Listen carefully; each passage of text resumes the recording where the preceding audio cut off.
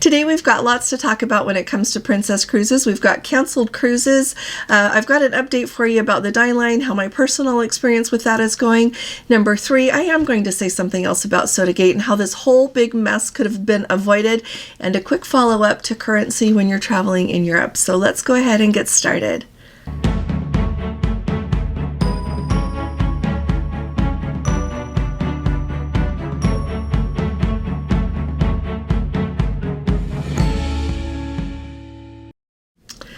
Hi there, this is Allison with Let's Go Travel Tips. Today is Thursday, it is May 8th of 2025, and if you haven't subscribed to our channel, please do click on that subscribe button, and please give this video a thumbs up if you appreciate my updates. We're delighted to have you with us, and we talk about cruising every day here. So let's start at the top talking about the Pope, because it is really exciting. Pope Leo XIV has now been elected, if you haven't seen that news yet today, and I am thrilled for every Catholic in the world.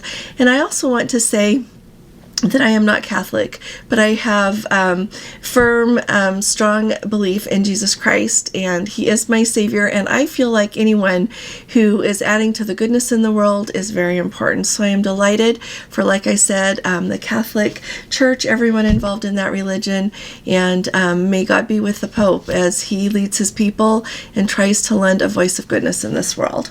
So let's start talking about cruising now. Enchanted Princess has several canceled cruises. This news has kind of trickled out a little bit. Late Tuesday night, I received word that a few of the bookings that I have, the cruises had been canceled. But now I've got what I think is the real list of the cruises that have been canceled, so I'm going to zip through that with you, and I'm going to also let you know some of the cruises that Princess is recommending if you're booked on that cruise and how they are going to manage those. So first off, let's go over the cruises that have been canceled.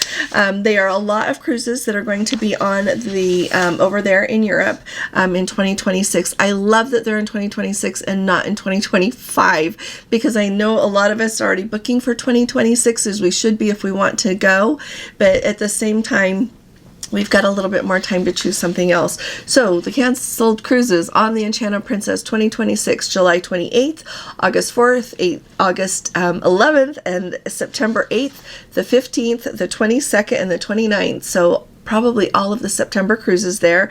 October 13th, the 20th, and the 27th, and November 3rd. So if I hear anything else different about that, I'm going to let you know. But those are the ones that, as far as I know, have been canceled.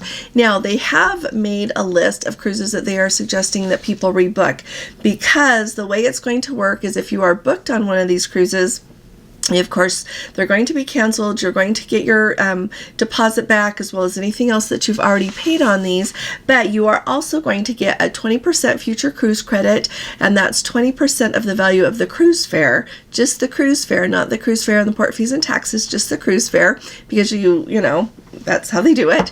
And you can use that future cruise credit to book any sailings on the Enchanted Princess in the Mediterranean that are sailing between April of 2026 and November of 2026, but you have to book those by May 20th. And so that's why I'm going to tell you some of the suggested cruises that they are recommending. So first up, and all of these are round trip Rome, by the way. So there's July 7th, the 21st, July 18th, September 1st, October 13th, November 10th. There's also June 30th, and these are different itineraries, by the way. So, and you know how they do it, how some, you know, they do round trip Rome, and then the next 7 days does something different. They come back to Rome and then move around. So that's why there's all these different dates. So we've got June 30th, July 14th, July 23rd, August 25th, September 8th, and October 6th. And then July 7th, July 14th, the 21st, and then August 18th and the 25th, September 1st, and October 6th. And so I had initially received word that that sailing on October 6th was canceled, but I am thinking that it isn't. And so I'm going to let you know if I learn otherwise, okay? That's a really important thing out there. So I'll let you know about that. Now, I do not have any word. I have not received anything that lets us know why these are canceled. My guess is they just need to rearrange ports. I don't know if it was hard to be able to fit into the ports, if there was going to be overcrowding. I have no idea, but it sounds like there are a lot of people that will be rearranging their cruises in the Mediterranean on the Enchanted Princess. And by the way, would I cruise on the Enchanted Princess or the Sun Princess in the Mediterranean? That's a really hard question to answer.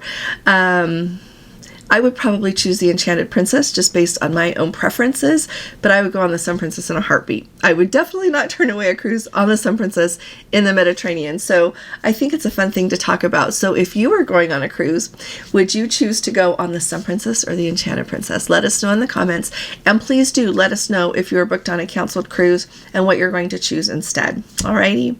Next up, okay, I said I wasn't going to talk about SodaGate again, but I am, because it keeps coming up in the phone calls that I have and emails to me. You see it all over Facebook, not only on our Facebook page, but lots of places. Everybody is talking about SodaGate.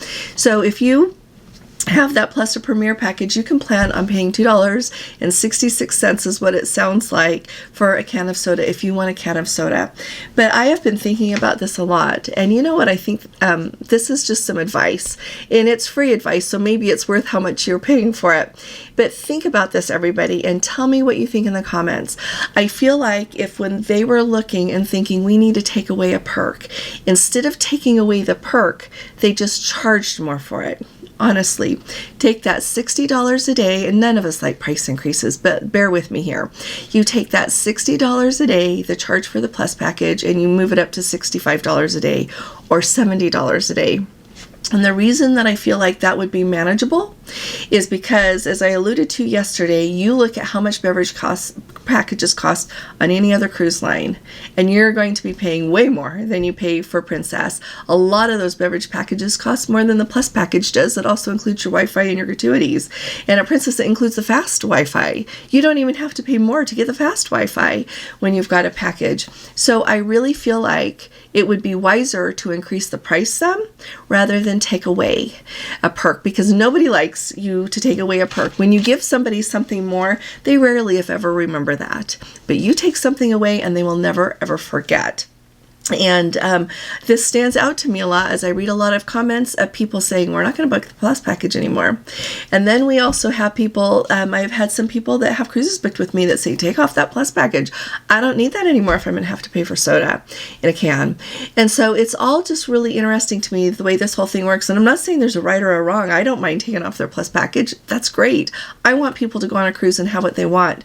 At the same time, make sure you don't do anything, don't cut off your nose to spite your face. Make sure that you add up how much you're going to be paying for your gratuities, for your Wi-Fi, and what you're honestly going to drink when you're on a cruise, and then decide what's best for you. But don't just cancel thinking, well, I'll show them, because you know what? They don't care. Okay? Nobody cares. Okay? So just putting that out there.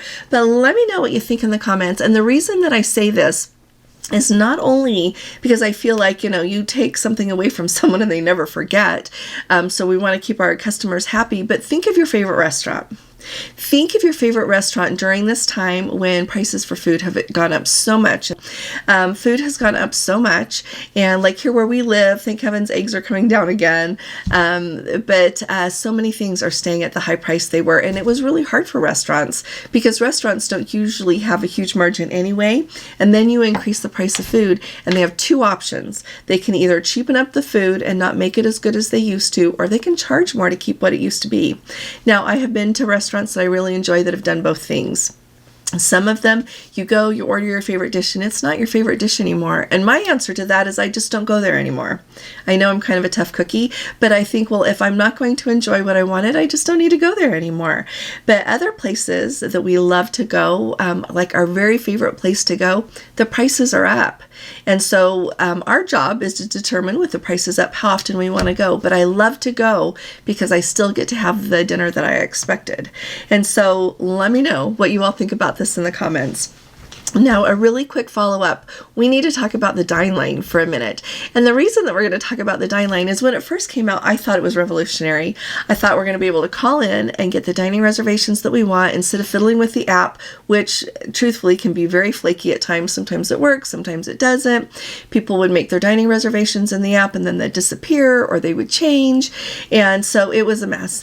And so when the Dine line came, I thought this is going to be life-changing. So a few things about that. Number one, my my personal experience with it, for me personally, we're going on that Alaska cruise, and so we made dining reservations, and we made them for $620. I'd asked for $640, no $640. You can do $620 in this dining room. So we were set that reservation for the whole cruise. And so then we noticed that it was suddenly in a different dining room. That's okay. It's okay. We're still at the right time. Everything is good. Then we're moved to 5:20, a whole hour earlier, and 5:20 is not okay due to our sail away times on this cruise. Not only do I want to do the live sail away for all of you, but I am not going to miss being out on deck and seeing that beautiful scenery. It is spectacular, so that's a no-go. And so then, now it shows 5:30. It is now changed again. So why do we have a dine line if we're going to call and we can't have what we want? Tell me in the comments what your experience has been, would you? And I know some people go, they get the reservations that they want and they work right. But my experience is they haven't. And so will you just let me know in the comments how it's working for you? Last Saturday I did a video and talked to you about currency, some ideas about how to travel with currency. Do you actually need paper currency? Is a credit card okay? And I got a lot of questions about it, and somebody was telling me, you know, in Norway you don't even need cash. They don't even take cash there. But the other day, I always read financial pages, and they were talking about what a big deal in Norway it is for the vendors to be required to take cash. And so I just wanted to let you know, I printed out my story here. And starting May 1st, so it's already in effect, the people that have a shop in Norway are going to be required to have the ability to accept cash. I think that's wonderful, and I just wanted to put that out there for all of you. And just to follow up, when you travel somewhere, you don't always buy something that costs 20 euros. You whip out your credit card, you pay for it if they take cards. Sometimes, I don't know, I do. Sometimes I'll buy a few postcards somewhere. Sometimes I'll just buy a Diet Coke somewhere, and I don't want to have to use a credit card for that. And usually vendors don't want you to use a credit card for that because of the fees associated with it. And so some places will have a minimum purchase in order to be able to use a credit card.